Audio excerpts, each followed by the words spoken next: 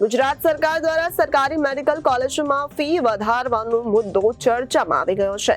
સરકારે ફી વધારવાની જાહેરાત કર્યા બાદ તેનો વિરોધ પણ જોવા મળી રહ્યો છે. ગુજરાત કોંગ્રેસના પ્રદેશ અધ્યક્ષ શક્તિસિંહ ગોહિલે પણ મેડિકલ કોલેજોમાં ફી વધારો પરત ખેંચવાની માંગ કરી છે. ગુજરાત સરકાર દ્વારા સરકારી મેડિકલ કોલેજોમાં ફી વધારવાનો મુદ્દો ચર્ચામાં આવી ગયો છે. સરકારે ફી વધારવાની જાહેરાત કર્યા બાદ તેનો વિરોધ પણ જોવા મળી રહ્યો છે.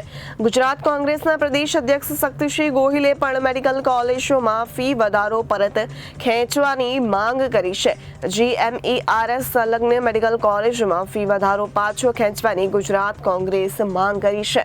ગુજરાત કોંગ્રેસ પ્રમુખ શક્તિસિંહ ગોહિલે પત્રકાર પરિષદ કરી કહ્યું કે 1994 થી 95 ત્યારબાદમાં રાજ્યને પૂર્ણ સરકારી મેડિકલ કોલેજ નથી મળી.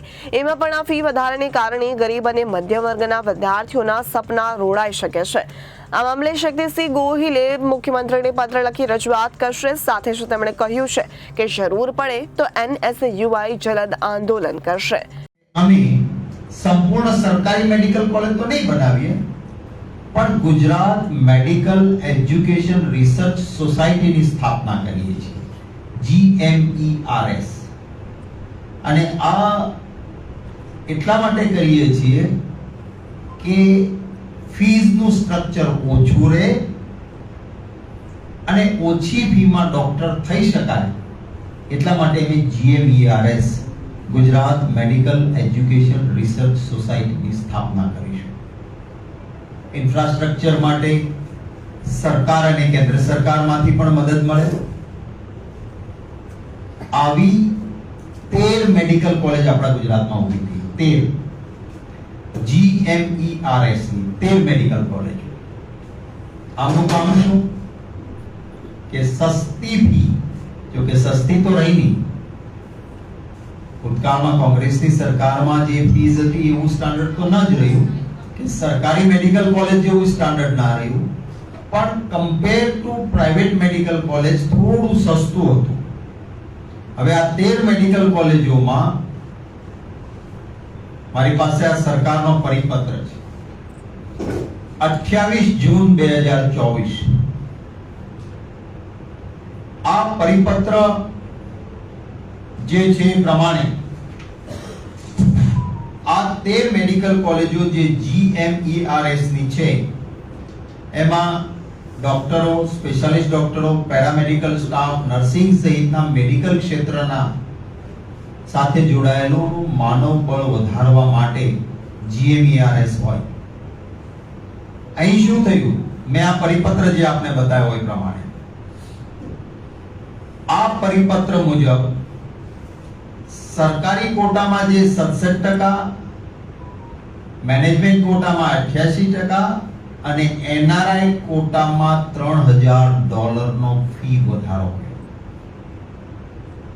ફરી વખત રિપીટ કરું છું કે સરકારી કોટામાં, એટલે કે માણસ મેરિટ્સ પર ગયો છે ડોક્ટર થવા, એની જે ફી હતી એમાં 67% નો વધારો, મેનેજમેન્ટ કોટામાં 88% નો વધારો અને NRI માં $3000 એટલે કે $22000 હતા એ હવે $25000.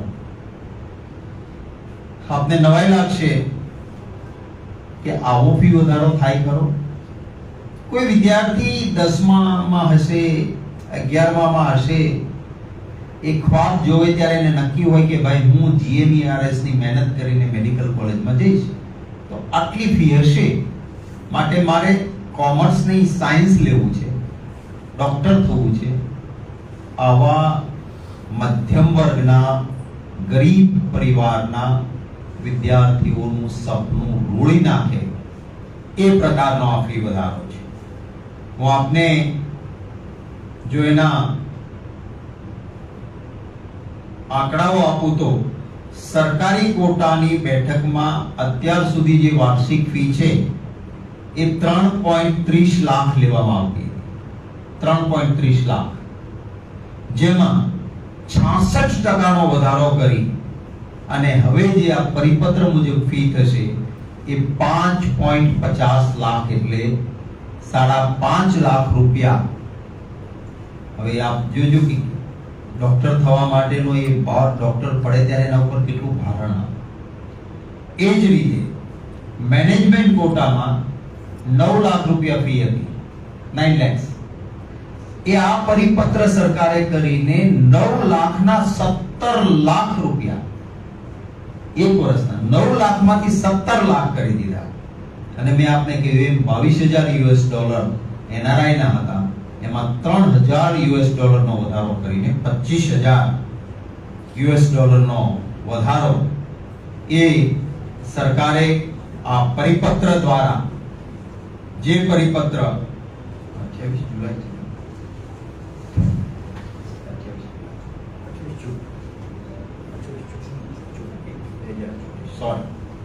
એક ડેટનું કરેક્શન કરાવવું છું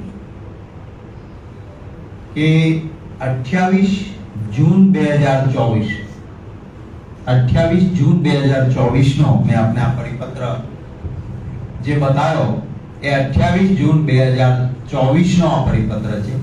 આપને સૌને આ પરિપત્રની નકલ પણ હું મનીષભાઈને કહીશ કે આપને પરિપત્રની નકલ પણ સરકારને આપશે.